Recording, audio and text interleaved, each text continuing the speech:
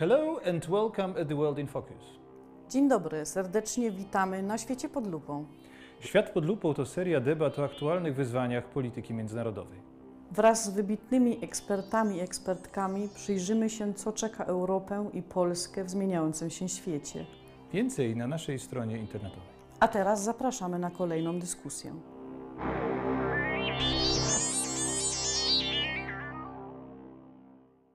We're live. Welcome, everybody, to our special online discussion, which is called Europe in the World After the U.S. Election. My name is Adam Reichert. I'm the editor-in-chief of New Eastern Europe and co-host of Talk Eastern Europe podcast.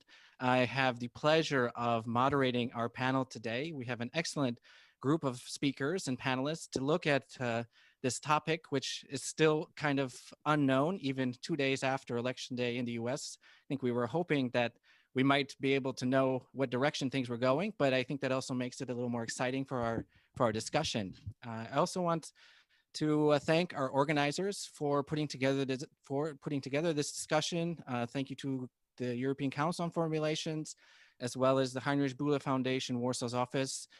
This is the final discussion of the World in Focus online discussions. Normally we have them in person every year as a conference in Warsaw, but of course, due to our current situation with the pandemic, we have an online format, which makes it even more interesting because we can get some voices from all over the world together and talk about these events that are happening in real time.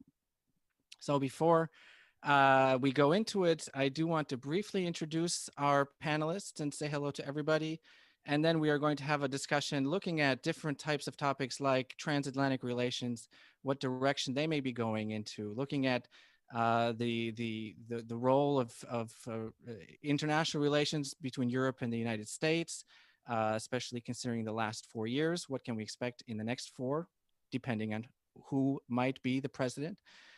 We will also look at different issues like trust, as well as the NATO alliance. I think this is an important topic when we are talking about transatlantic relations, again, considering developments over the last several years. So let me briefly introduce our panelists, and then we will get into our discussion. I also want to remind all of you out there who are watching on Facebook and YouTube that we do encourage you to give us questions, leave your comments, and we'll try our best to address them as well throughout the discussion or towards the end of the discussion with some time for Q&A. I know there are a lot more questions than there are answers, but I think the discussion will be quite dynamic and quite interesting. So let's start. We have with us 3 excellent speakers. First, Rachel Rizzo, who is the Director of Programs at the Truman Center and the Truman National Security Project. She also recently spent a year in Berlin as a fellow with the Robert Bosch Stiftung. Welcome, Rachel, to the discussion. Thanks. We have in London, Jeremy Shapiro, who is the research director of the European Council on Foreign Relations. He's an expert on US foreign policy, transatlantic relations, and previously was a fellow with the Project on International Order and Strategy and the Center on the US and Europe at Brookings. Welcome, Jeremy. Thanks. And last but not least, my colleague here in Poland, Michał Baranowski, who is the director of the Warsaw office of the German Marshall Fund. He is also an expert on issues like security, transatlantic relations, and NATO. Welcome, Michał. Great to be with you all. Great, thanks. And so I think let's just get into the discussion. We have a lot of different topics we can pick on, we can start going after. And I think the first, what I would like to ask and get your opinions on is how you see the current state of the situation in the United States. I think the whole world right now is watching as every single vote is being counted or contested. We are watching which direction it's going to go in. I think a lot of us had an idea on which way it was going to go in, and now there's a lot more unknowns rather than knowns. So first, let's start with what's your take on the election, on the Tuesday election, and what do you think the message is that the world is receiving from the United States? And I would like to start, Rachel, since you're in DC. You're at the center of it all, so let's start with your take on it. All right, sounds good. First of all, I just want to say thanks for hosting this event and for having me here today. I wish that we could all be together in person, but I'm glad we're able to gather on Zoom to discuss what's going on with the U.S. elections. In terms of expectations and messages to the world, I think there's a few points to make here. The first is that what's happening right now, especially in terms of Trump challenging the results of the election, we expected this. We knew that we wouldn't know the outcome of the election on the night of November 3rd. And we knew that it was likely that there would be this red mirage followed by a blue wave when mail-in ballots and absentee ballots started being counted. And that's exactly what we've seen. And as we predicted, Trump is challenging this, and he's using his position to cast doubt upon the electoral process, which of course is concerning, but I think pretty par for the course. I think there's a lot of people, who remember 2016, the night of election day on 2016, with a lot of stress and PTSD, and who were thinking about this election with caution, and who knew that it might be days before we figured out what happened, but nonetheless expected a Biden blowout. And that's just not what we're seeing. And that expectation, I think, was probably a little bit naive in hindsight. But it does raise a much larger question about the fact that we are in the middle of a global pandemic, which the US has not handled well. We're coming out of a completely tanked economy, and it's looking like now, if Biden does win, it's going to be by slim margins. So if there hadn't been a pandemic, if there hadn't been this, the ongoing issue with COVID, it seems like this would have been a pretty easy win for Trump, which is concerning to me, obviously, for many reasons. So with all that being said, I think there's a few messages that this sends to the world. The first is that as of now, there hasn't been any violence. It looks like the election results are going to be respected. Of course, we're not sure what's going to happen over the next few days, but I think that is a nod to the strength of American democracy. I'd also say the bigger message this sends is that Trumpism, or whatever you want to call it, the political ideology that Trump has kind of brought to the forefront of the American political system, is here to stay.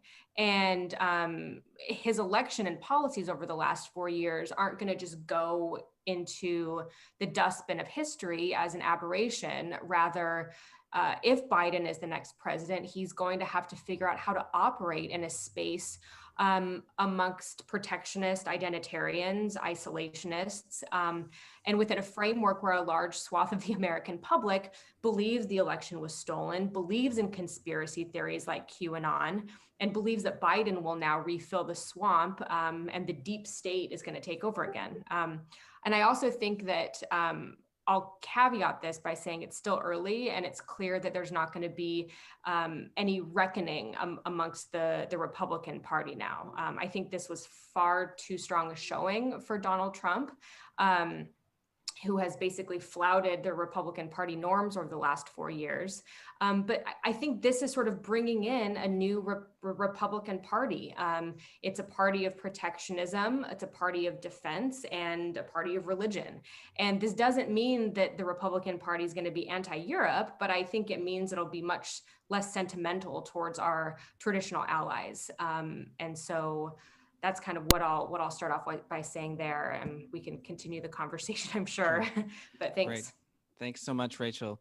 You made a lot of very interesting points, and I'm curious to get Jeremy and Mikhail's reactions as well. So let's move straight on to Jeremy for your input, for your take, being in London, kind of the intersection of transatlantic relations. How do you see it? How is it seen there? And what is your general take on the current situation following the election?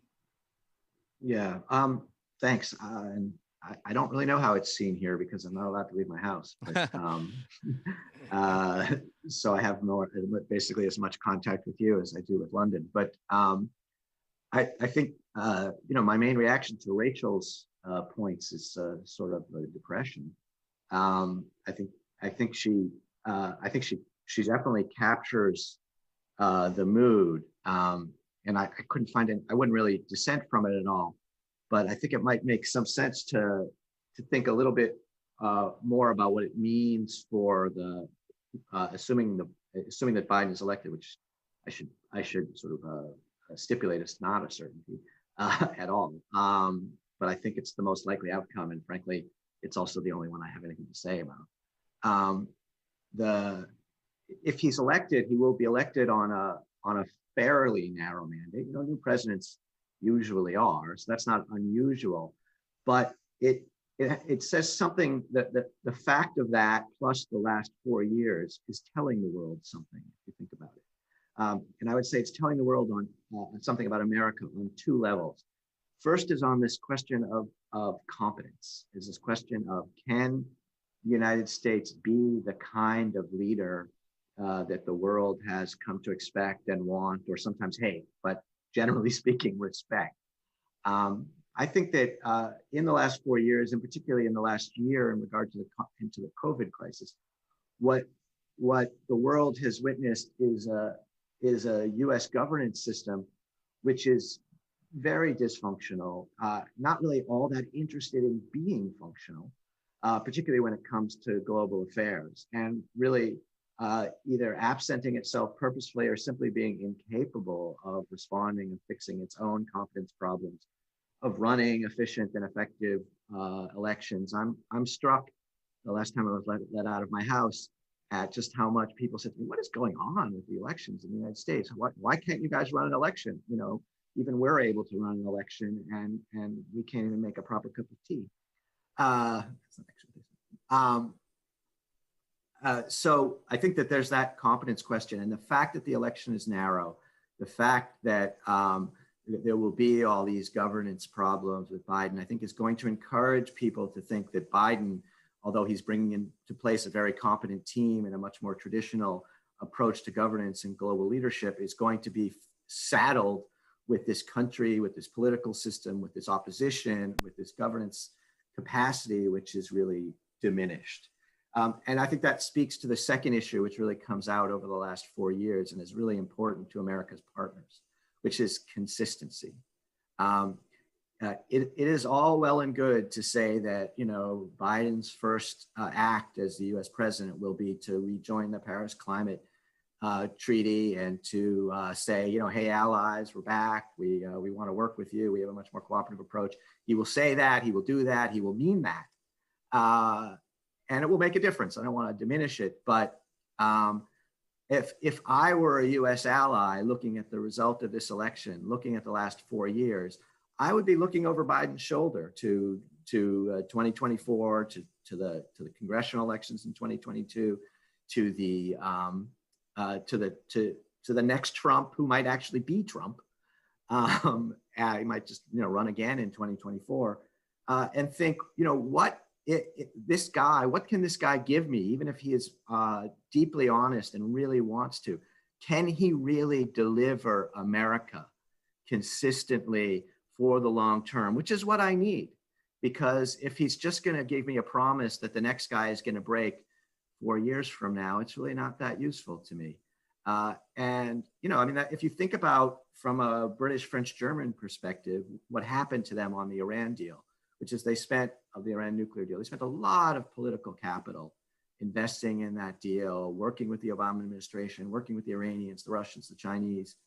And, you know, a new American president entered, didn't even look at the deal, didn't even care about the deal, really, just wanted to repudiate his predecessor's achievement, and so wiped it off the face of the earth. And that was pretty embarrassing to them.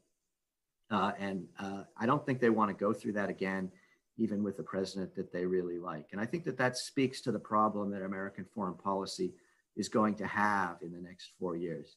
Yeah, you're great, but how can you guarantee me that the next guy will be too? And how can you guarantee me that he will share even your most basic assumptions about foreign policy and your relations to us? Thank you, Jeremy. I want to follow up just briefly with one question.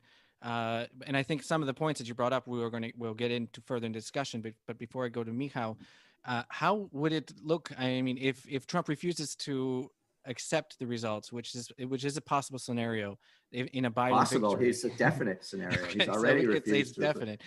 How will I mean, that play out? He contested the election that he won as fraudulent. So we can be quite certain that he'll contest the one that he loses as fraudulent. Right. How will that play out though from the allies' point of view on this side of the Atlantic? I mean, it's some, I can say in some countries they're actually quietly rooting for Trump to win, and if he doesn't win but contests and doesn't recognize it, we can see some countries maybe also not fully recognizing Biden presidency, or at least recognizing a Biden administration as being severely weakened because there's this shadow of doubt, which is always hovering over, which will always be hovering over it.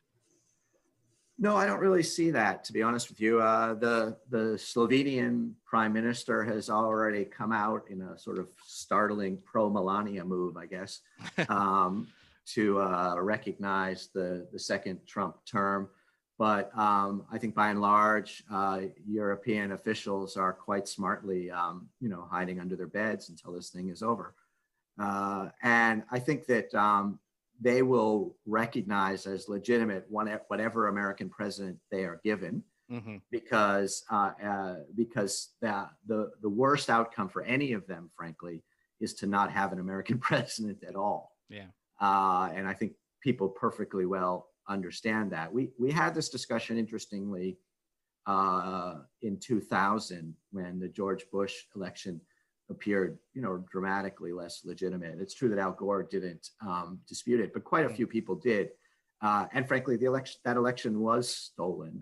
It kind of had to be, but it was.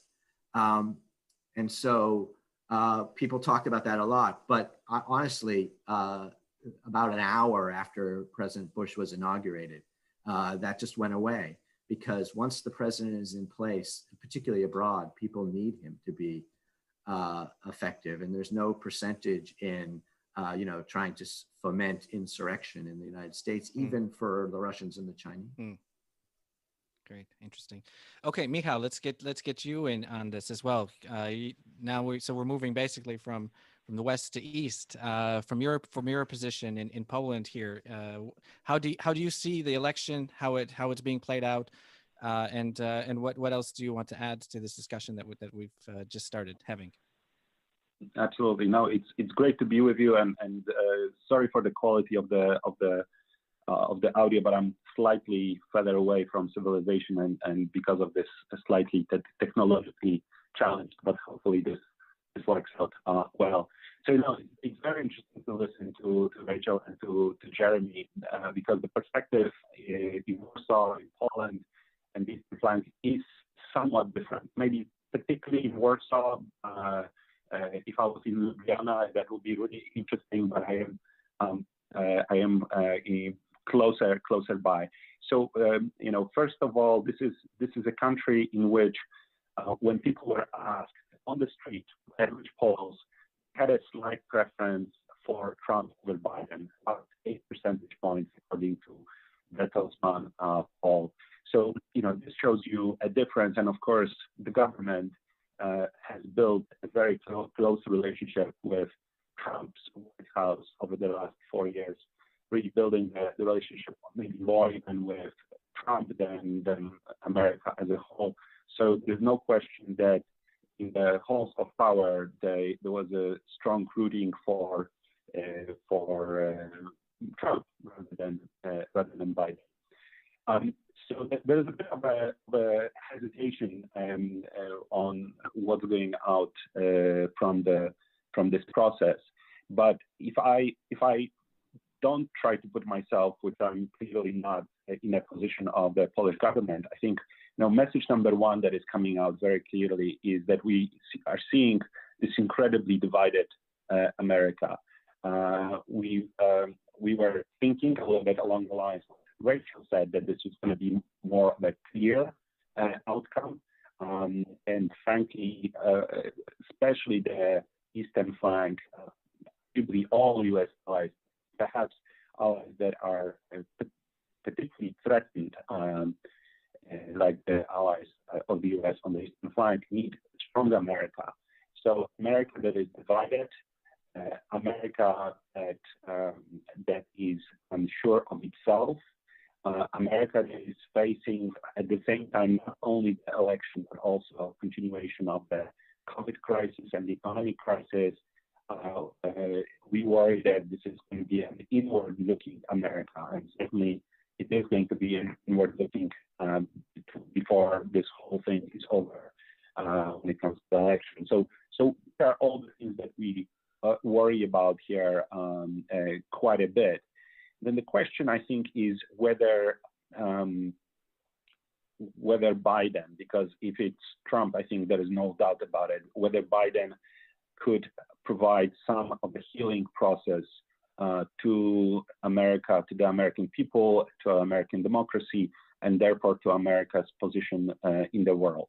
So I think this is what can be better in the longer term also for Poland, even though it had a good relationship with Trump. If it is Trump, though, because we haven't talked much about it, I mean, it still could be maybe more theoretically, but nonetheless, what I think we will clearly see is a very divided Europe. There are a number of countries, including my own, who would be perfectly fine with continuing strong bilateral ties with Trump, that would feel less, would create very interesting dynamic with Germany and France. I'm sure we'll talk about that. And so it would divide us in Europe, but here the focus would be the continuation. It will be with Biden, but the main difference in the Biden administration would be really about to what extent you guys will care about all the issues like rule of law, freedom of the media, human rights, LGBT issues, and rights, and to what extent they will link it also with the hardcore interest that Poland needs in its relations with the US, which is really mainly about security. So there is a bit of a trepidation. People who, because of the importance of America for Poland, people are rooting in the end for a stronger outcome and clearer outcome and more of a united outcome. While the government, I think, very clearly would prefer to have Trump, they will have to be pragmatic and make do with Biden administration. I'll stop here. Okay, thank you, Michał. It's some also very interesting points in the perspective here from Poland. I think what's interesting is you mentioned that there definitely probably would be more pressure on the Polish government in terms of rule of law and other types of issues like LGBT, as we've seen. But the Trump administration, at least the ambassador in Warsaw right now, has also plays a role in putting some pressure on that and in media freedoms as well. So that was, I think, unexpected maybe from the government when she came to Warsaw. Okay, I want to keep going maybe with this discussion because I want to pick up a little bit of what Michał said and come back to you, Rachel, talking about a divided America. Clearly, what we are seeing as a result of the elections is that the U.S. is very divided, very polarized, much like other countries in Europe as well and the world. But what does it mean, do you think, for transatlantic relations? Does this division of the U.S., will it have an effect on, let's say, if Trump is reelected? We obviously know what to expect, but might it even get further in terms of breaking away from the alliance? And if Biden is elected, how can he, Jeremy kind of talked a little bit about this, but I like your input as well. How could Biden do this kind of healing process, as Michał mentioned, with the allies as well, almost like cleaning up after the last 4 years? Yeah, so I mean, I guess there's a couple things I'd say, starting on the Trump side. I mean, look, the last 4 years have been basically marked with chaos and confusion and anger when it comes to the way Donald Trump has interacted with European leaders. I think of Angela Merkel on top of the list there. And I think that this is because he bases his belief and his ire toward Europe is based on a couple things. The first is that He thinks that the EU was created as an institution to directly compete with the United States and undermine us. And his second belief is that Europeans free ride off of US security guarantees. So when that's the basis that the president is starting the US-European relationship on, like, it doesn't give us that much room to maneuver. And I think that a second Trump term, although it looks unlikely at the moment, we're not 100% sure what the outcome is going to be. A second Trump term would basically give him free rein to act upon his worst impulses. A second Trump term would mean that, the policies that he's instituted within the US, but also in regards to the way that he treats our allies, are like attractive to the larger US population. And he'll use that as a mandate to enact some policies that I think will be pretty damaging. A couple of years ago, I would have said that, like, NATO is untouchable, and it's has enough support in US Congress that I wouldn't be worried. Even if the president, say, wanted to pull the US out of NATO. I still think that's true, but I'm not as certain about it anymore. I think that we would see some serious problems with the United States and our relationship with NATO if Trump does win a second term, although I'm not exactly sure what that would look like in practice yet. If Biden wins, I mean, look, he's the exact opposite. And I totally agree with what Jeremy says. If he's given a mandate, even a narrow mandate as president, the Europeans are going to look at that favorably, and he'll use that as an opportunity to strengthen the US-European relationship. And I don't think that he would get much pushback amongst the American public for that. I mean, the American public, doesn't vote on foreign policy. They care about it, but it's not on the top of their list. They're going to be looking much more at what Biden does domestically, and he's going to run into many more problems there. And the good thing about Biden is, he's committed to the U.S.'s traditional alliance system. He views the U.S.-European partnership as sacrosanct. He believes in the European project. I think the question that leaves us with is that, is it naive to think that the election of Biden would shift the landscape of the U.S.-European partnership, especially after it's been so damaged over the last 4 years? And the answer that I think is yes. I think it's naive to think that the U.S.-European partnership is going to go back to what it once was. It won't.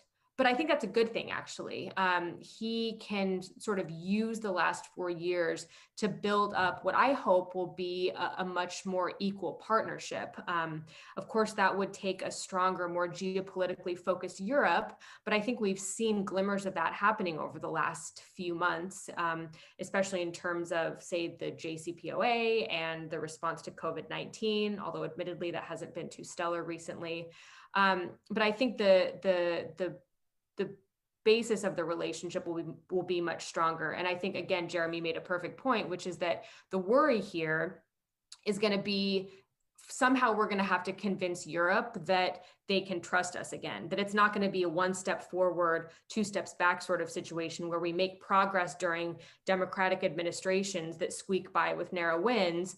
And 4 years later, we're back to having, this wild and crazy president that pulls us out of international agreements and leaves the Europeans in the dust. So, I think that things are looking good, but there's going to be a bunch of issues that aren't going to go away anytime soon. Jeremy, I'd like to get your opinion on this as well. Do you think that a Biden administration could undo the damage, or has enough damage been done that the Europeans themselves have lost some trust in whoever's in the White House, in the administration and in transatlantic relations?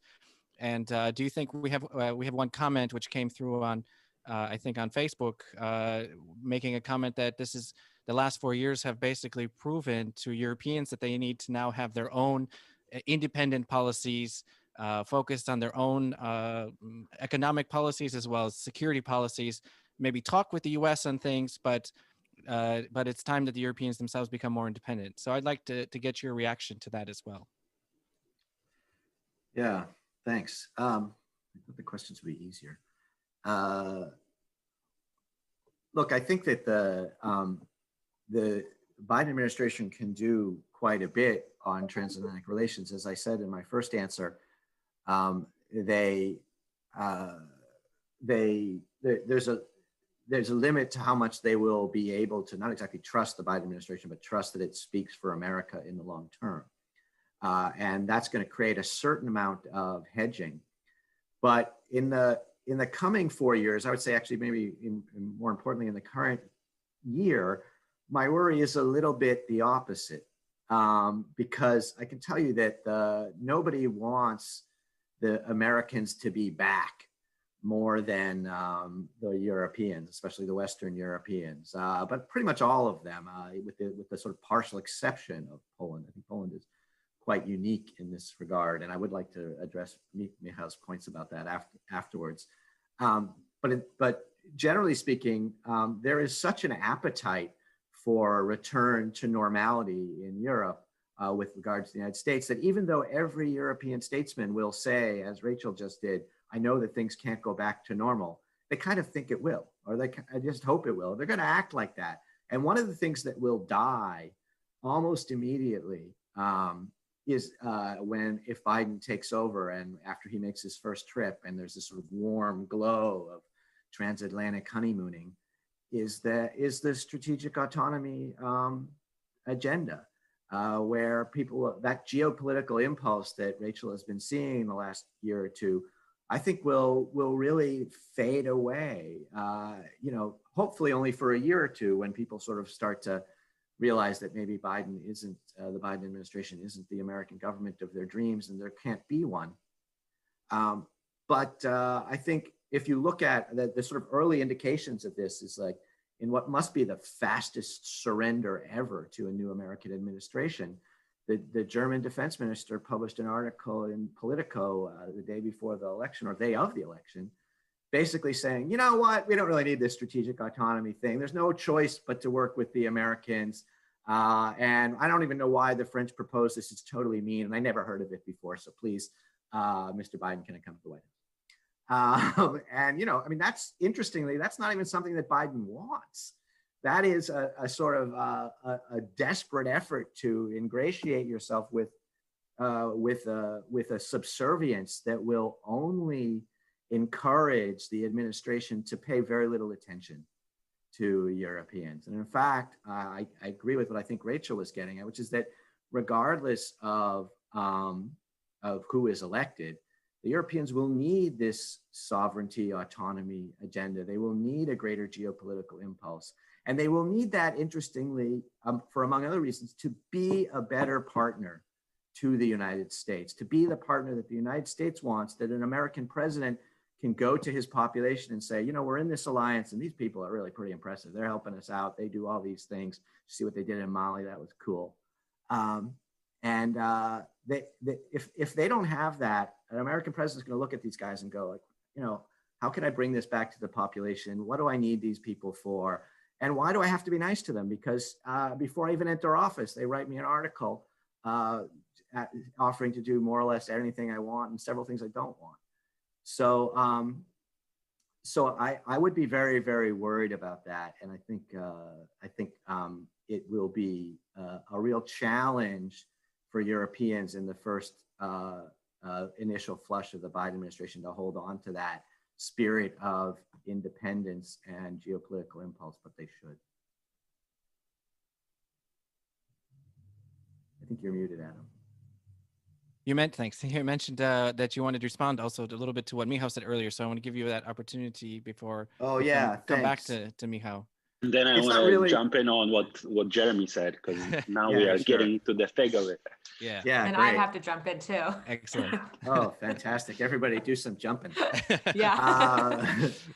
Well, I'm not really responding to what Michał said. I'm responding to his characterization of the Polish government's position, which I think is accurate. But to me, the Polish government's position is totally insane. And it's insane along a couple of levels. First, the idea that you want, you're worried about America becoming inward looking, so you want a President Trump, is nuts. President Trump is a representation of the most isolationist impulses in the United States. And And, that will tell over time. The dialogue that is going on between the Democratic Party and the population is one of sort of thinking of trying to fashion a new internationalist approach which is hard. And I think they're struggling with it, but it's ultimately in the interests of US partners. And the dialogue that's going on between the Trumpist Republican Party and the public is, you know what, we're out there getting the best deal we can for you, and we are going to screw everybody else in the process. And if the Polish government doesn't think that they are included in everybody else, they are out of their minds. They must have their degree from Trump University, because honestly, Trump is not their friend. He will screw them in a minute. And he probably could not locate Poland on a map, and he doesn't care about your problems. And, admittedly, there are 60 million Americans who don't get this either. But believe me, this is the case. And the most important way to understand this is to think about Trump's Russia policy. As Rachel said, and I think it's so important, that Trump will be unleashed. His impulses will be unhinged, I think, unrestricted from the strictures of the advisors and the need for re-election, and a sense that, and the Russia scandal in a second term. And then we'll see his actual Russia policy come out. And I can assure you that policy, which is basically, hey, Vlad, let's divide up the world and fight the Chinese, is not going to be something that the Polish government is going to like. As a matter of fact, it's going to be a deep, deep betrayal of the Polish government. And I wonder if they are ready for that. All right, Michał, I'll give you a chance to respond as well to some of what Jeremy's brought up. Except that Jeremy is putting me in a position of having to explain the position of Polish government as if I was defending it. No, you don't have to do that. You do not have to do that. That's good. That's good. Well, let me throw in just two counterpoints on this one, where sure. I'm a little bit more. One is that that if you look at boots on the ground in the last 4 years, things have been relatively okay, right? So Poland had a better Trump 1.0 term than anyone else in Europe, probably, and certainly this is perceived such by the current government. On Russia, you are right that this is the worry in the back of people's head, but then they will tell you, well, but look, this is what we've heard for 4 years, it hasn't happened. But of course, then you would have a good point saying, well, yeah, of course it didn't happen because he had to be reelected and now he's unleashed. And that's what I worry about as well. But I wanted to actually address a little bit what we started on European strategic autonomy, because I think that's a debate that is very interesting, and it's very interesting to see how the article and now the election opened it back up. And this is where I deeply disagree with Jeremy on what AKK had in mind, and maybe, I mean, I think we all know the author, or at least friend who is writing for her, so we roughly know his views. But I think the criticism of the European strategic autonomy from those who criticize it focus on a different point. The point is, of course, not that Europe doesn't need its own capabilities. It's not about not having strategic culture, geopolitical outlook. It's on the autonomy aspect of it, on getting rid of a relationship alliance with the US before we are ready as Europeans to take it over, both in terms of capabilities and in terms of strategic culture and consensus on threat and what should be done about the threat. So I think here is where Biden's administration would give people a peace of mind that we have a bit more time to develop this. I can imagine that if we stop focusing on the words of European strategic autonomy and just focus on what can we do and focus on the aspect that we need to be able to do more together, we'll be able to produce actually much more than the current debate is doing. And it's really, in many ways, it's about what Germany can do, to some extent what France can do, but from the context of the critics of strategic autonomy, we are basically saying, hey, let's not cut out US from it, because we need its capabilities, but we need it also its political will. And that debate, I think, is likely to continue. Of course, if Trump won, we would have this mad slew of articles and speeches that all of this has to happen immediately. And we all know that it will just take quite a bit of time to pull it off. So that's, one little bit of a pushback on the debate that U.S. elections are putting us European back into again. Michał, can I follow up real briefly with a question about the placement of U.S. troops in Poland? Because this is one of the main policies, bilateral agreements that have recently developed between the Trump administration and the Polish government, and that's the increasing of U.S. troop presence, possibly related, but not directly, to the decrease of U.S. troop presence in Germany. How do you see that, and what might that look like with a Biden administration? Would there be a change, do you think, or that will continue in some sense? Well, I think, first of all, it's important to remember that right now, before this enhanced defense cooperation agreement was signed, US had already 4,000 to 5,000 troops on Polish soil. And this is basically an outcome of Obama's policies, and then that were continued by Trump's administration, arguably with not a lot of fingerprints from the president himself. Now, this bilateral agreement is very much an outcome of a dialogue and negotiations between Polish government and Trump administration. It's been signed. It's not an agreement between the White House and whatever Polish MOD, or it's agreement between two states. So there is an expectation that it will be respected.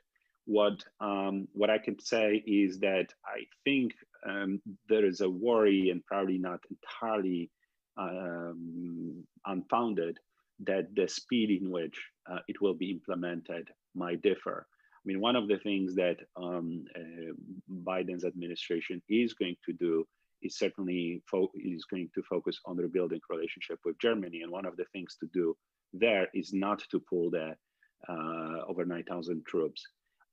This might have an impact, even though these two agreements are not entirely connected, but this might have an impact on the speed in which this additional 1,000 troops and a headquarters are deployed to Poland.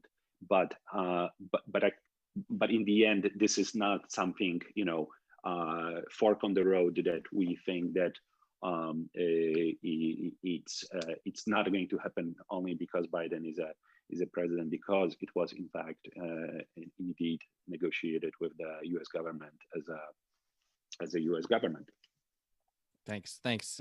Rachel, I want to get you back in here as well and get some of your input on what we're just talking about, also looking at relations with Germany under a potential Biden administration. And I would like to throw in there, we kind of touched it briefly in the last round of discussions, but now maybe we can focus on this during the next rounds, and that's the relations with Russia, and how what would a Biden administration look like in terms of relations with Russia? Obviously, I don't think anybody would expect any sort of reset.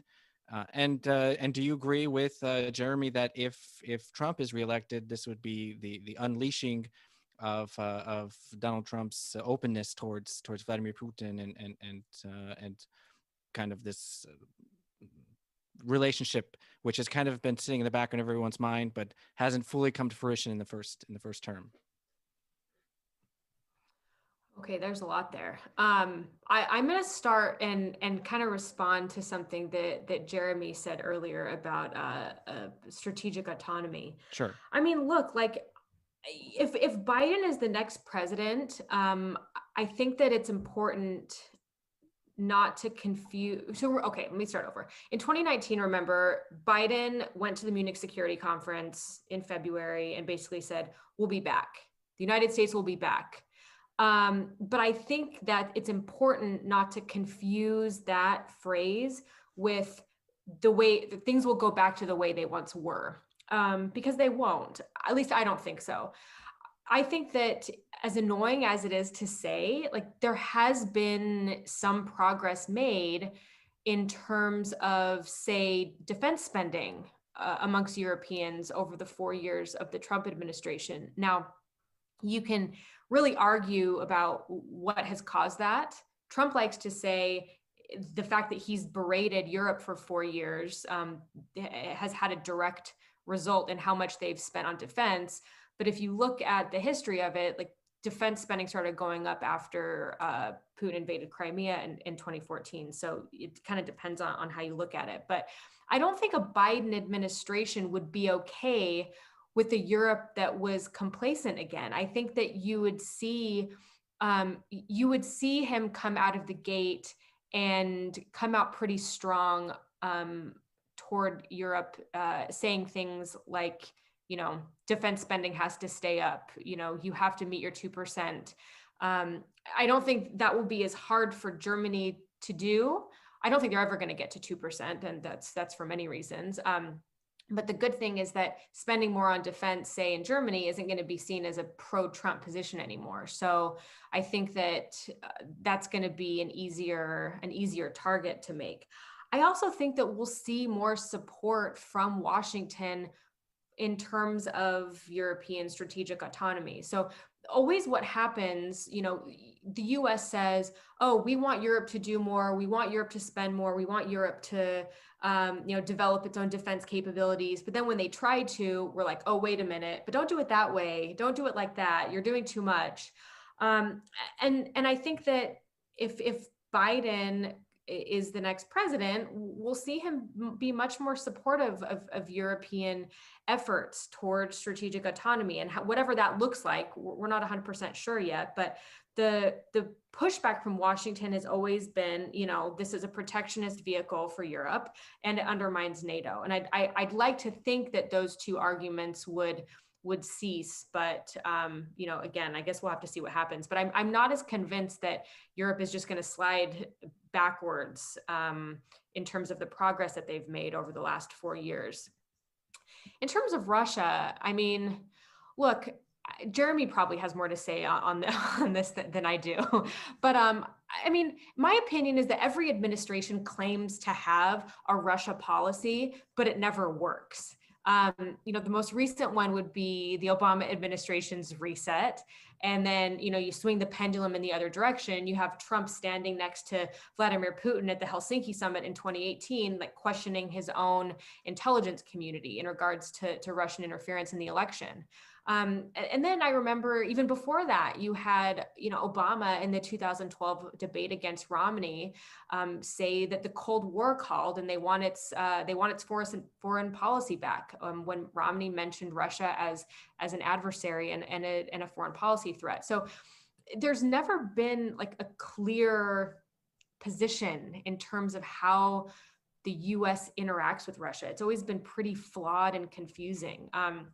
I think the view for most is that a Biden victory would be bad for Russia. I think that this administration would be a lot more hawkish, and there would be, say, new economic sanctions on Moscow imposed. But I think it does depend on what happens with, the national security strategy and the national defense strategy that the new administration drafts. As we all know, Trump's NDS focused heavily on great power competition, and Russia and China are at the center of that. So if that's the prevailing view of the incoming administration, then I think US defense dollars and brain power will go towards thinking heavily on how to deter Russia.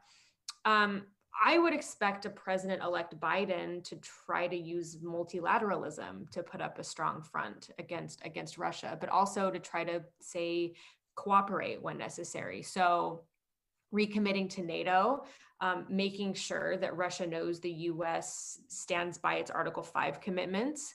I think it'll be interesting to see how Biden administration approaches Nord Stream 2 and the German and the recent announcement that we were pulling troops out of Germany. But I also think we'll see, say, the administration put the renegotiation of New START at the top of one of its foreign policy lists when it comes to Russia. So, I mean, my opinion is, look, like, I think our Russia policy is always really convoluted and flawed, and I don't know that that's going to change going forward. But I would honestly be really interested to hear what Jeremy has to say about this one. Okay, so let's maybe get Jeremy in on this as well, because I think we're all interested. And I just want to remind. I'm interested too. I want to remind all those people who are watching us on Facebook and on YouTube to please consider giving us your questions or your comments. We're also interested in hearing what you think. It's been a very interesting conversation and dynamic conversation so far. So let's move, Jeremy, to get your input on what could a Russia policy look like under either a Biden administration. I think maybe we'll talk more about that because you've kind of already touched upon what you think a second Trump administration might look like. And maybe I could add, because Rachel just touched it for a second, Nord Stream 2, I think this is one of, especially in Poland, is one of those issues where there has been a strong bilateral agreement between the US and Poland on terms of Nord Stream 2. What would a Biden approach, if you have any insight, might look like towards the Nord Stream 2 pipeline project? I was hoping you wouldn't ask me that one. You can choose. Look, I mean, I thought Rachel's discussion of this was super interesting, and I think I hadn't really thought of it before, but I think she's really right that the last several administrations have not had a very coherent, or at least very successful, approach to Russia. I think that I'm not at all certain that the Biden approach to Russia will be successful. I do think that it will stand out from that litany that you just described as being fairly coherent, for better or for worse. Because I think that there's been a real shift, particularly in Democratic circles, on the question of Russia in the last 4 years. And really, in Washington right now, nobody likes Russia. It used to be that, the Republicans really hated Russia. The Democrats only sort of a little bit hated Russia. Now the Republicans hate Russia because they always hated Russia. The Democrats hate Russia because they interfered in the 2016 and probably the 2020 election, and they've been supporting Trump. And the U.S. government apparatus hates Russia because that's the sort of raison d'etre for the security state. So everybody hates Russia. Russia has one friend in Washington right now, that is president. He just happens to be president of the United States. It's a pretty good friend to have, but you would like to have more than one. And I think Biden has really captured this mood, particularly in the Democratic Party. And if you look at his platform or his statements on Russia, he's been very coherent, very, and I would say deeply hawkish, significantly more hawkish than Obama ever was, even at the end.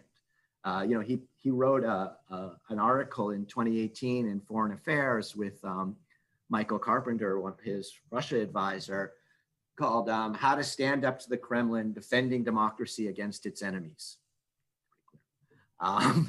And it basically lambasted Trump for not taking Russia seriously enough, advocated an alternative Russia policy based on continued sanctions, strengthened NATO, and most importantly, a robust defense of democracy. And this really reflects the sort of emerging idea in democratic foreign policy, more than emerging idea in democratic foreign policy circles, that which also is inherent in the emphasis on alliances, which is that that there is a new global struggle arising between authoritarian states and democracy, and it looks a lot like the Cold War ideological struggle against communism, which was a struggle against a communist Russia supported by a communist China. This is a struggle against an authoritarian China supported by an authoritarian Russia, but the concept is sort of the same. And America must once again, in Biden's own words, lead the free world to push back against rising authoritarianism. And this, to me, reflects very much his upbringing as a policymaker in the Cold War, and something that he shares with a lot of the American foreign policy establishment, which is a sort of comfort with that type of crusade, which is very helpful for domestic mobilization, very clarifying, and really can, especially for a Democratic president, can help you present an image of strength. So I think it's something he's very, very likely to do. You know, how will Europe feel about it? I think it'll be pretty mixed. The Polish government should be, you would think, quite happy about that, despite shedding so many tears over the end of a Trump administration. The French will like it, you know, significantly less.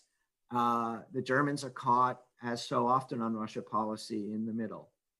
And I think Nord Stream is really symbolic of that. The Trump administration, rather incoherently, has been deeply trying to sanction Germany for for the pipeline. And that really is a reflection of, I don't think that's actually a reflection of a stance against Russia. That's a reflection of competition that they feel it presents for US gas, which is really how the Trump administration sees the world. How is this going to affect our export surplus? The Biden administration, I think, would have opposition to it on actual Russia grounds. But they would also be very, very wary, and I think careful, I should say. And you see this in the reflection of the pipeline debates that American administrations have been having with Germany particularly, but Europe generally since 1982, to be able to find a way to ensure energy security and energy and competitive energy markets in a way that doesn't give Russia undue influence, and also creates more, ensures that countries like Ukraine and Slovakia won't lose too much money on this, and to find a sort of agreement so that can work out. I think they'll be able to do that, but it will be an early and difficult friction in U.S.-German relations, I think. Thanks, Jeremy. Michał, I'd like to get your opinion on this as well, because it is such a critical issue for this part of Europe. Well, on Russia overall, you know, just as Jeremy said, people over on this side of the alliance like the fact that everyone in Washington hates Russia. I mean, it's a good place good starting point to have for all the reasons that we talked about, and on the Democratic side because of their interference in the election. There is a bit of a worry and a hesitation, and this whole letter of 103 or whatever created a bit of a stir in Central and Eastern Europe that was advocating for new opening. The reset was not mentioned, but it was, you know, new opening, and let's look at Russia as it is. So there is a bit of a worry here, but then, you know, again, we think that Vice President Biden says, or Mike Carpenter, really put people at ease. When it comes to Trump, it's interesting to see that on people from the Polish government would focus on the security cooperation, on the presence on the ground, and that's all fine. But there is clearly U.S. has been entirely missing, or almost entirely missing, when it comes to neighborhood between Europe and Russia, and that's of course of a huge worry for us. Yes, Steve Biegun traveled to Lithuania and has been more outspoken about Belarus, but it's all very much on the margins. And of course, the president didn't say a word about it. And here, I'm much more sure that he doesn't know where Belarus or Ukraine. Who knows? Maybe he does. But perhaps Georgia, where they are, because I think, you know, Warsaw. You know, we feel strongly that he knows where Warsaw is. I'm half joking, of course. So it's you know, the administration Trump's administration, the U.S. national security strategy, the U.S. defense strategy, these were all good documents. And again, the policy decisions have been seen in this, in Poland and other countries in Central and Eastern Europe as good when it comes to how they've been executed on the ground. Politically, there was always this worry that Jeremy talked about is, what happens if President Trump actually gets to do what he always wanted to do. He told us that he wants to do, which is have a good relationship with Putin. So that's the lens. But I think here the test from Central Eastern Europe perspective for Biden's administration will be the aspect of engaging, talking about U.S. strategy toward Russia as it develops, so we are not in the same narrative as we were in the beginning of Obama administration, where we had both a reset and a reset that was not in any way consulted. So this is where you saw the letter of leaders from Central and Eastern Europe criticizing Obama and Obama's administration for this. There is a certainly deep hope that I would object to that, by the way. I mean, yeah, it was consulted. I did a lot of the consultations. We consulted. Oh, okay. Yeah. So you are saying that it was consulted, but yeah, they didn't like what they heard. So typically, what happens in the government when you consult and don't like it, you say you weren't consulted. But the conversations were had, believe me. Good. But I think the point stands that that the perception of this policy being developed over Central Europeans' heads, but anyways, I think there is actually less of a danger for that this time around. At least that's the hope and perhaps understanding here. But is there a danger that, as Jeremy might kind of mention, that a Biden administration might be more hawkish towards Russia, in terms of its approach towards Russia, which from the Central Europeans' perspective probably is what they want, a strong stance towards Russia. But this is a provocative question, but could that be, in a sense, we'll have a more confrontational relationship with Russia, which could actually be destabilizing and maybe even risky from the perspective of security in the region?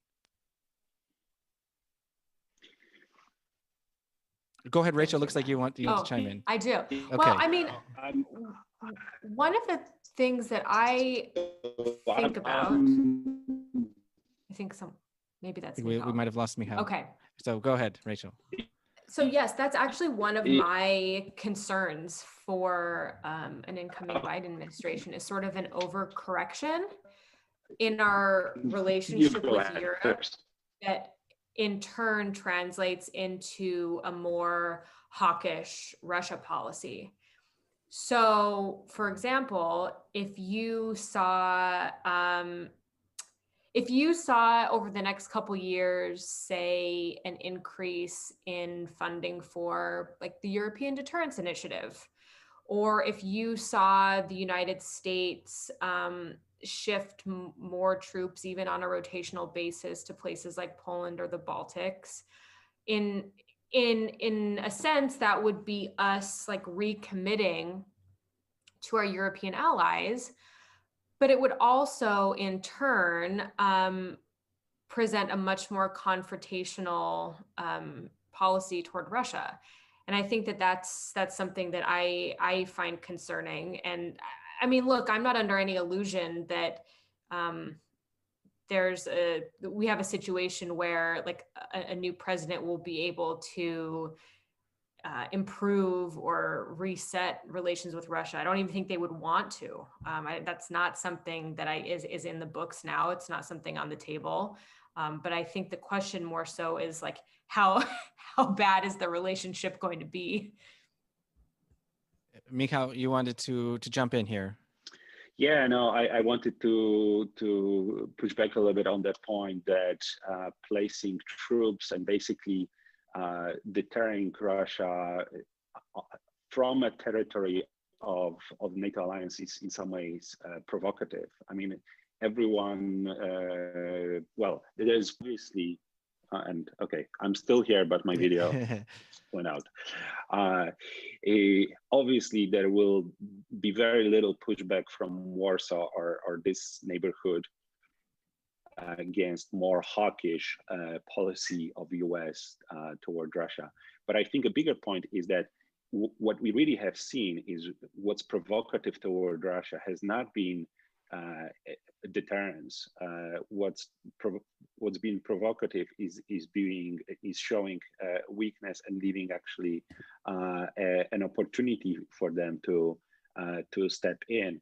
And even if we do increase spending for European deterrence initiative, even if we do rotate, additional 1,000 or 2,000 or even 5,000 troops to Poland, regionally, Russia will have incredible advantage when it comes to correlation of forces. So I don't think that, well, at least there is a long way to go before NATO or US can be provocative, given what Russia has already done. I'll stop here. Thanks. I just also want to remind those who are out there watching us that we do take questions, and we have less than half hour left of our discussion. In fact, we have about 20 minutes left on our discussion. So if you want to add a question or comment, now is the time. But we can keep this this thread of thought going a little bit. Jeremy, I'd like to ask also what your take is on this. Would a Biden administration be sort of in the sense confrontational towards Russia, which could actually be more destabilizing, especially from our regional standpoint? Yes, well, it would definitely be more confrontational. I think we've already agreed on that. The destabilization thing is, I guess, in the mind of the beholder. I think the point essentially that Michał is making is that things are already not that stable. So, what's the point? And it's sort of, on a certain level, I agree with him, which is that the sort of Western Russian relations have gotten so bad that, it's hard to really worry about provoking Russia. They're already incredibly provoked. They're already invading their neighbors. It is very clear that, more US forward presence would be provoking to them. And frankly, we don't get to determine that. They do. And if they say they're provoked, they're provoked. We can't deny the idea that they are provoked. They are, and I think it's very clear when you look at Russian foreign policy. I know that this is a controversial statement, but that they are frightened by the United States, and they are frightened about the regime is frightened about its position in the world and its position within Russia, and that these types of actions, even though you and I might think they shouldn't provoke them in that way, do. But I take the point that I think Michał is making that things are already so bad that it's not going to make it worse. But I would say that in a sort of larger context, we should be very worried about the deteriorating relations between Russia and the West. This is not a Trump administration phenomenon. Very clearly, this has been going on at least since the Kosovo recognition and the Georgia War, and probably longer. But it's become already quite dangerous, and it's likely to get worse. And I don't think that people in Washington are actually that worried about it. They're mostly focused on China. I don't think that people it seems to me that, from what I understand, people in Eastern Europe are more or less happy about it, because they think, not happy about it, but they think that because it's a necessary inherent state of affairs, there's nothing to be done. And so we better just be, continue to be strong. I find that to be a counsel of despair. And I would like us to be thinking about more creative ways. And if you want to call that a reset, I don't care. I know it's a pejorative term at this point, but I would like to be thinking about more creative ways to not have this stupid conflict that we don't need, that keeps resulting in the invasion and destabilization of countries between Europe and Russia. What the policy we have now and have had for the last 10 years is not working. It's not making Russia feel more secure. It's not making Poland feel more secure. And it's been incredibly destabilizing for the areas in between, and it's immiserated them, frankly. And so I would like to be doing something about that. But honestly, that's not something that's on the agenda of either the Trump or the Biden administration. And so I don't see the Europeans having the capacity. The French have talked about this kind of thing, but they don't really have the capacity to lead on that. So it's a little bit hard to be optimistic. Yeah, I want to come back briefly to Rachel, because you mentioned, I think it was you who mentioned that Biden administration and would be much more involved in multilateral solutions to international problems. Can you talk a little bit more on how you think that could work, and specifically looking at from some of the perspectives that we've been talking about for the conflict with Russia, or if we look at Ukraine, look at even Belarus, is there a way where a Biden administration could push for a more multilateral approach to problems in the international relations sphere? Well, I would hope so. I mean, over the last 4 years, the Trump administration's America First slogan has basically translated into America alone on the world stage. And that's something that's super cliche to say, but it's true. And we've seen that in how he withdrew from the JCPOA, and how he withdrew from the Paris Climate Accords, the WHO. And so I think that Biden would want to make the United States a country that is, like worthy of multilateralism again. It's something that our allies hope for and want. And I think it'll be close to the top of Biden's foreign policy list. So, I mean, day one, he has said that a priority will be rejoining the Paris Climate Accords, which is something that Trump has said harms the United States. So that'll be a total shift in foreign policy. How that translates, I mean, what that actually means, I think is less clear, especially given that a lot of our policies on climate have been at the local and state level anyways. I can talk more about that later if you want. I also think he'll want to rejoin the JCPOA pretty quickly. And for the Europeans, France, Germany, the UK, who have been basically holding this thing together with like bare knuckles for the last couple of years, it's going to be a welcome return. But again, if that's going to be possible, it is yet to be seen. But I do think it'll be a top priority. I also think, like, if there's one lesson that we've learned over the last 4 years, it's that rhetoric matters. If you look at what the Trump administration has actually enacted that harms Europe, pulling out of these agreements, I do think is harmful in that it makes our allies feel abandoned, and I think decreases the U.S. role on the global stage. But in terms of like policies that have directly harmed Europe, I can't point to that many, but the rhetoric has been extremely harmful. And there's going to be a lot of trust that we have to rebuild with the Europeans. And I think that a return to multilateralism, I think a return to the US's role as a leader within NATO is going to be extremely important. A recommitment to Article 5, still pushing the Europeans to spend more on defense, but not saying that our commitment to Article 5 depends on defense spending, I think is going to be really important. So I just think it'll take some time to see how that translates. But I think one of the biggest foreign policy goals is going to be making the United States respected again on the world stage. And that's something that I think is one of the most damaging outcomes of the last 4 years. Do you think the election itself will also play a role on that? I mean, just looking at how polarized and how close it is, I think a lot of Europeans were expecting what a lot of people were expecting, is that Biden would have won decisively, and we're not even sure if he's winning. Sure, I think that's concerning, but it's not concerning for me in how the U.S. is going to act on the world stage. I think it's much more concerning if Biden does squeak out a win, it's probably going to be with a Senate that's GOP controlled. And that means that there's going to be a lot of obstructionism going on for the next 4 years. And I think that will be harmful for any domestic policies that he wants to enact. But I think generally it's pretty agreed upon between Democrats and Republicans that the U.S. should be a leader on the global stage, and that both sides can at least agree on that.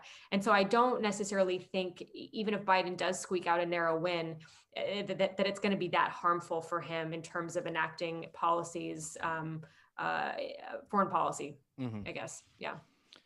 Okay, we have about 12 minutes left. I haven't seen any comments or questions come in, so maybe I will just ask for one more round of discussion, kind of a wrap up, a summary. First, if any of you have anything you'd like to react to with what has already been said in the last couple turns, but also looking at the future and looking at what maybe two things. What lessons have been learned in the last 4 years? Something that we haven't yet fully touched on. And what's the future of the transatlantic relationship? Doesn't matter if Trump or if Biden wins, obviously there will be different futures. But from a more general standpoint, how can we make the transatlantic relationship more resilient? No matter what direction it goes. And maybe we'll start maybe with Michał, and we'll work our way backwards for our final wrap up. Thanks. Lessons learned from the 4 years of Trump, pretty traumatic in quite a few places. So perhaps one lesson is what we touched upon a little bit is, that we do have to grow up in this relationship. And perhaps Europe in particular, in geopolitical terms, in security terms, which doesn't necessarily mean, and that would be divisive for Europeans to say, we need to grow up and move out. Grow up, yes, but stay around. I think the other aspect is that we need to, that under Biden, and we've been saying this, it's not going to be the same. But then we have to actually unpack it and absorb it, that given that it's not going to be the same, we will be asked also by this administration to provide real input on burden sharing, on capabilities. It's going to be in different words, in different rhetorics. I fully agree with Rachel and Jeremy when they say, words matter, and this near-death experiences with U.S. not committing to or saying that Article 5 is conditional are hopefully in our past. And then the third, I think, point is that, again, that's probably a little bit more on us, but certainly on you guys on the other side of the Atlantic too, is how do we figure out China, your competitive relationship with China in transatlantic relations. It's clearly the main thing that we have to agree upon. We have different interests across the Atlantic, even if our perceptions are coming closer together. We have different perceptions and interests, arguably within EU as well. But I think that piece is going to be key for rebuilding a new, shiny and working transatlantic relationship for the next 4 years. Thanks. Thank you. Thanks, Michał. Adding China in there, we could add another 20 minutes or so to the discussion, but we'll try to keep it as a wrap up. Jeremy, I want to go to you, and we did get one question which I think I can throw in here for you to address, and maybe Rachel will add a little bit too in her last remarks. One question from our audience is, what could possibly change in Ukraine if Biden is the president, if anything? One can be certain that there will be less efforts to use Ukraine as a weapon in American domestic politics, which has got to be something that is that the Ukrainians would welcome. One often feels that the Ukrainian government must be just like terrified at the next Trump administration official will show up asking for, so what do you know about Joe Biden? What can you invent about Joe Biden? So at least that's over for them. That's got to be an improvement, just in their state of nervous exhaustion. I think that I really liked Mikhail's summary of all the things that we should learn. I think I'd agree with all of them. Although I'm not sure that the image of Europe as a 30-year-old adult child still living with his American parents, it's really going to be attractive to the American policymakers of this particular generation, but I do see the point.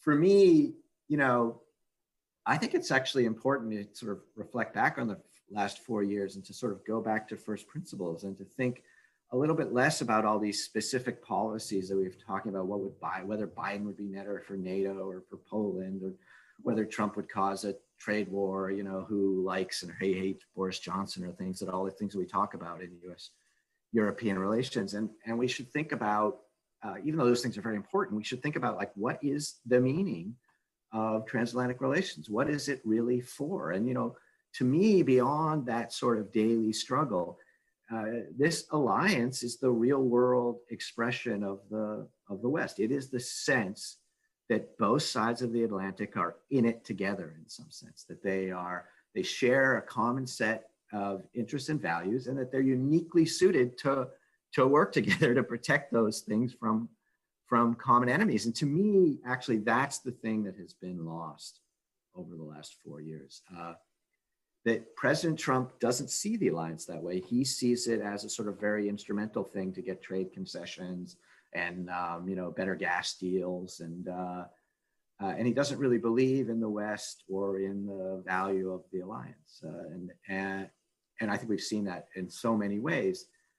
Biden, it wants to return to that, and I think the struggle, as Michal would be saying, is to take that meaning that he is trying to reinvest in the alliance and that the Europeans generally share, and to invest it with some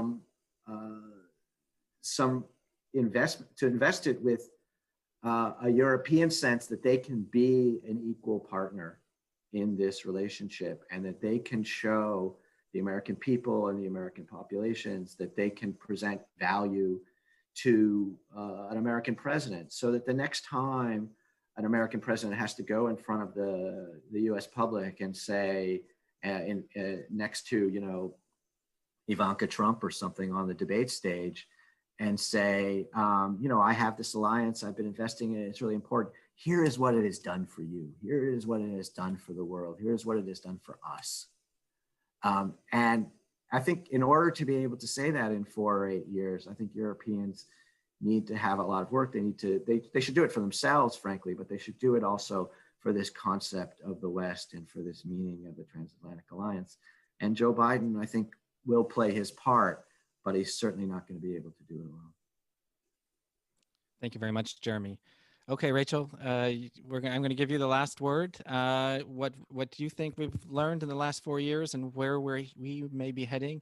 And if you want to react to any of the last words, you get that prerogative as well. Oh, great. So I am going to speak as a millennial, not on behalf of all millennials, but as a millennial.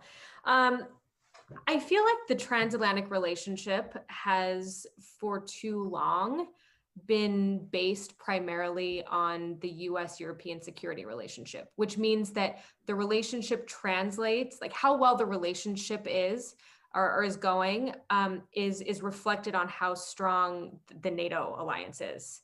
And I think that's wrong, because as Jeremy said, if we're going to be representative of the West and Western ideals, and I'll add liberalism and democracy, then the relationship has to be seen through a much broader lens than just the security relationship.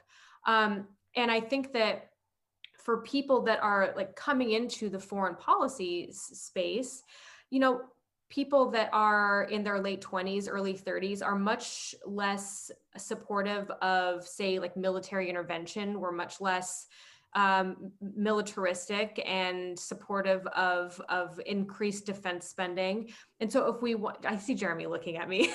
So if we want millennials are the worst, aren't they? I know, Can we all agree with that? I can see over there. He's like, oh God.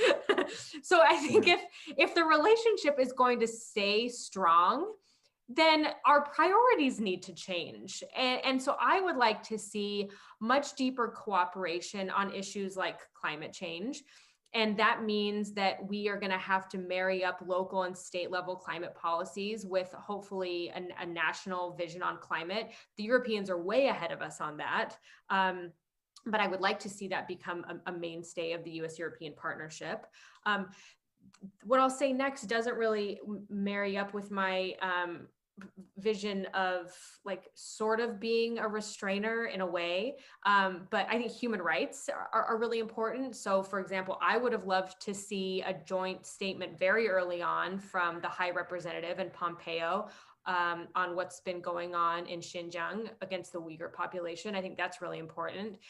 I also think emerging technology should be, we should talk more about how our transatlantic policy approaches things like dual use surveillance exports, where our technology is being exported, how authoritarians are using it to undermine liberalism in places, beyond US and European borders. And so I think that, I want to see the US-European relationship be a representation of Western ideals. But I think in order to do that, we have to figure out a way to make the relationship much more of a partnership and based on far more than just how we relate to each other in terms of the security space. Great. Thank you very much, Rachel. Thank you also, Michał and Jeremy, for your inputs. I think this discussion was very fascinating. Even if we don't know who is going to be the next president of the United States, I think we got a lot of insight on which directions things may go in terms of transatlantic relations. I know that Europeans are watching, like probably the rest of the world, what's happening in the US very closely, and we will see how it goes. I want to thank all of those people out there who've been watching and who were with us the whole time. We do appreciate you being with us. And then if you've missed some of the beginnings, I know that the videos will be archived online on YouTube and on Facebook. So please do look for them and look for the links. And I do want to just mention that this is the final debate of the World in Focus conference. So we've managed to have a several week-long project with the different topics. And if you haven't caught some of the other panel discussions, I highly recommend also going to the World in Focus websites and YouTube channels to check out those debates. And it'll be interesting to see where we will be in a year from now. But thank you all again. And I wish everyone a pleasant evening or afternoon and good luck with how things are going to go in the next several weeks. Thank you.